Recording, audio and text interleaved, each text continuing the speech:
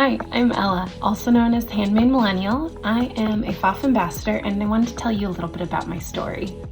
So I started sewing about 5 years ago, right before the start of the pandemic.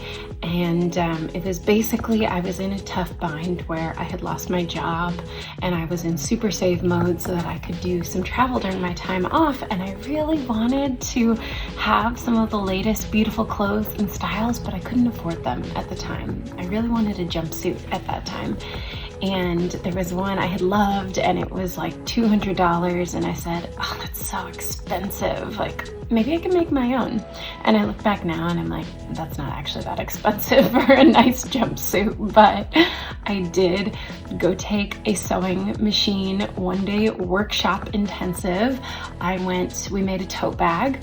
I went straight to the fabric store. I took my little bike and I went straight to the fabric store and I purchased a bunch of things that I didn't know what I was buying or doing, and it was much more expensive than I planned.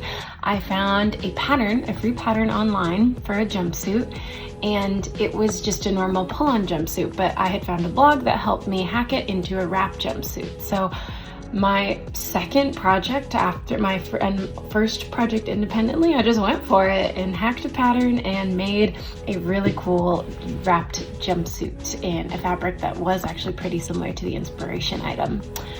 Did that jumpsuit last very long?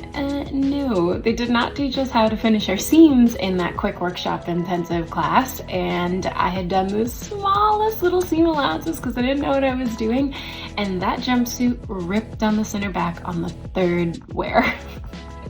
It was pretty hilarious, but hey, it looked good. I got 3 solid wears out of my first project, but that's where my love began. I become obsessive, honestly, about things when I get really excited about them. I go all in, I buy the materials, I go for it, and then sometimes I forget about that hobby like 5 minutes later and never look at it ever again. But sewing is something that stuck with me because not too much later, the pandemic hit, and I was taking actually a apparel construction class at the local community college while I was unemployed, and so that was really fun. And then the classes went online, and it was a beautiful hobby to dive deep into when we were all alone and locked inside, and it was something for me to learn, something that gave me like a little brain puzzle to work on, was how to make things and how to make them beautifully. So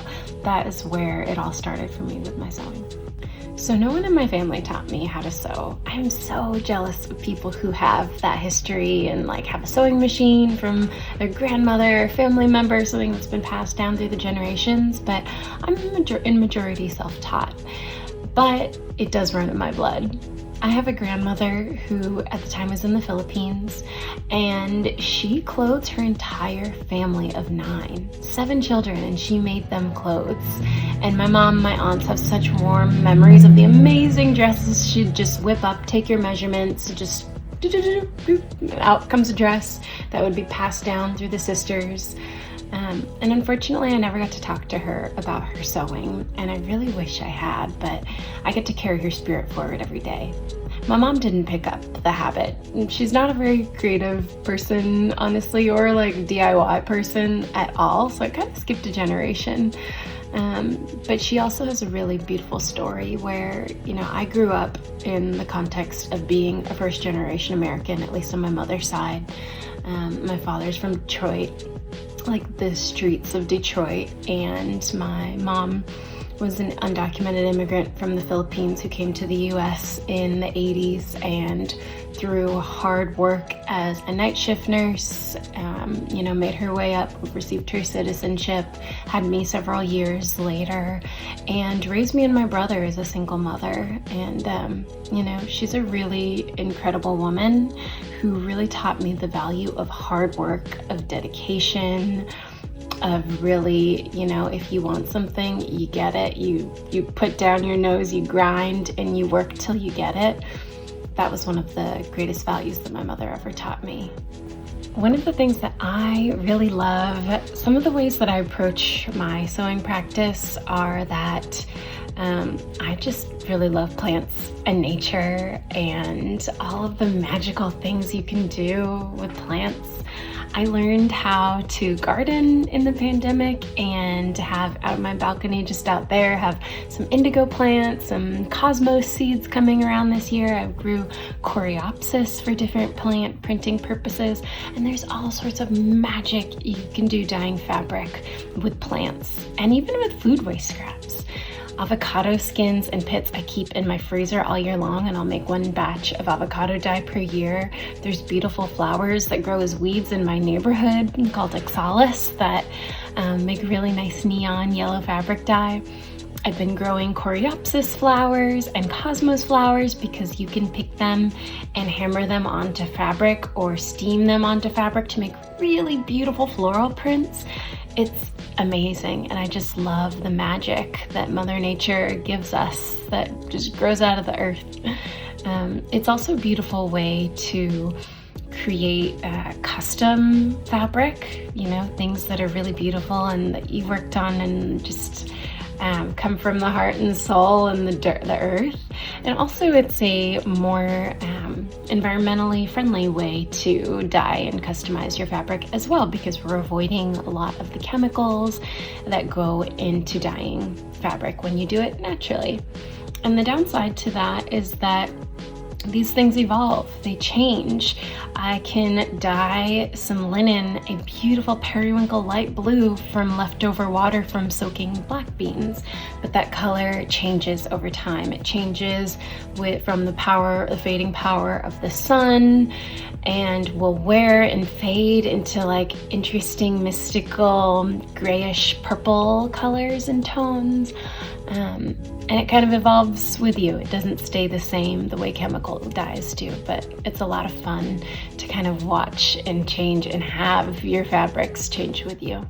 I've also been growing indigo. It's really cool because the indigo plant, it looks a lot like a basil plant, and it grows really, really well in Northern California, or at least the Japanese indigo that I found does. There's actually even a local nonprofit, farm to fiber nonprofit that has indigo farm. So I've been growing indigo on my own patio and having lots of fun. There's different ways that you can just rub the fresh leaves into fabric with salt, and it creates these beautiful teal colors, minty blue kind of colors, or you can ferment the leaves into a dye bath to then make something that's more close to a traditional indigo blue. There's all sorts of things you can do. I've also just taken the fresh leaves and put them on fabric and hammered them and had these gorgeous prints, like leaf prints that start green, and as they oxidize and introduce to oxygen and air, they turn blue or minty blue.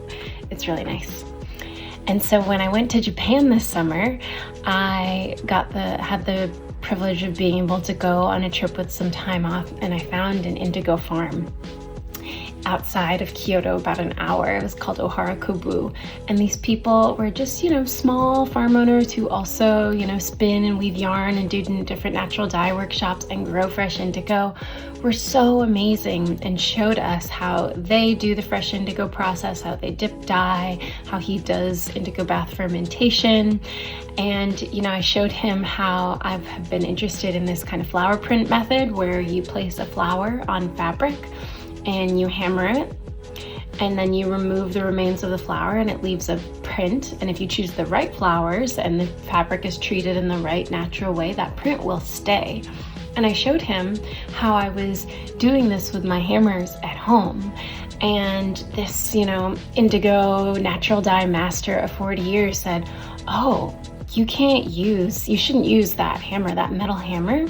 The iron from the tip of the hammer is actually going to change the pH balance of the flour and create a reaction. So really you should actually be using a wooden mallet." And he gave me one of his old wooden mallets to use in my future fabric dye and fabric printing methods. That method is called hapazome. It's a Japanese art. And that little hammer, I'm gonna treasure that gift forever. It meant nothing to him. It was, he probably has a million of them, but to me, that was so special to have this person, give me a gift and to invest in me in a way. And yeah, just something I'll always cherish. I was also recently in Guatemala, which is a really cool place if you ever get to go, and has such a beautiful, rich culture and heritage. And one of the things that they do really well is maintain the way that they've always woven and worn clothing. So the main thing that women there wear is something called a huipil. And I was lucky enough in the city of Antigua to get to go to a place where they had secondhand huipils that are hand woven. So this is a huipil. So beautiful. And the women there have these backstrap looms where they have, you know, something tied in loom, and you wrap it around kind of your butt and you hand loom and move the things. These are all woven from backstrap looms. You can see the beautiful prints, the birds, the flowers. They're so gorgeous. This one has some beautiful pigeons. Maybe not pigeons, something else. So gorgeous. And the way they're wearing is so beautiful. Like this, you can tell this garment has received so much love. It has been so beautifully worn and weared. I'm going to upcycle them into some new items, maybe a jacket, a bag. This one too is so stunning. And I can tell that it's natural indigo. And look at the way the color is wearing and fading. I just think it's so beautiful, and it's so special and cool, the story that these carried. Someone wove these by hand using the strength of their own back, and then they wore them for years until they were worn and loved, and they knew that there was more love left in these items. And I feel so lucky to be able to be the recipient of someone's beautiful hard work and to now give it a new life into something else. For me, sewing is all about slowing down. It's about finding a fiber and material that I love, that I want to feel and touch and work with, and the tactileness of working with beautiful fibers, as well as just building a relationship with my clothing.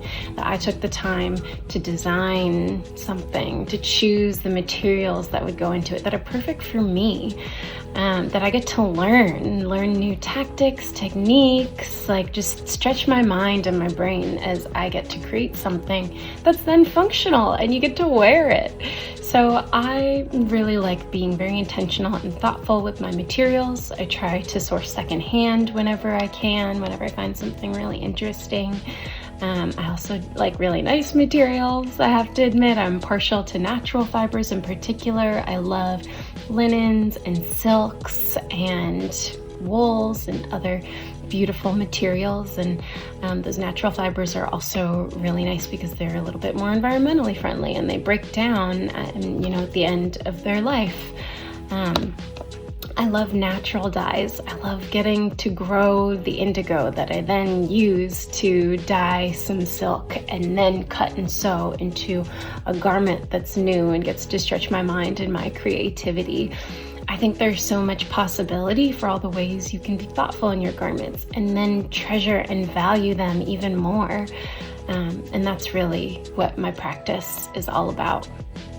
I also got started designing sewing patterns a few years ago when Mimi G approached me about becoming a designer for Nomi Patterns. I feel so lucky and fortunate to be able to do that, to be able to share some of my styles and the things that I really enjoy with the world, and like create designs and patterns that, are interesting to me that don't already exist. So some of the ways I would describe my style are really like, I love something that you can dress down, wear to the park, dress up, order some drinks out with your friends, depending on the fabric chosen or how you want to wear it. I really love asymmetrical designs, kind of things with sharp angles and lines. I love fitted bodices and flowy long skirts. I love garments that, look good on different bodies. And for myself, I really like fabrics and designs that are kind of minimal. You don't catch me in a lot of prints or anything. I tend to choose solid fabrics that are really nice, materials that are simple but very fine and luxurious. My message to any new or aspiring sewists out there: slow down, have fun, enjoy. Learn how to do things, but don't put too much pressure on yourself to do them perfectly. Make sure you're enjoying the process. You're working with materials that you love, that you cherish.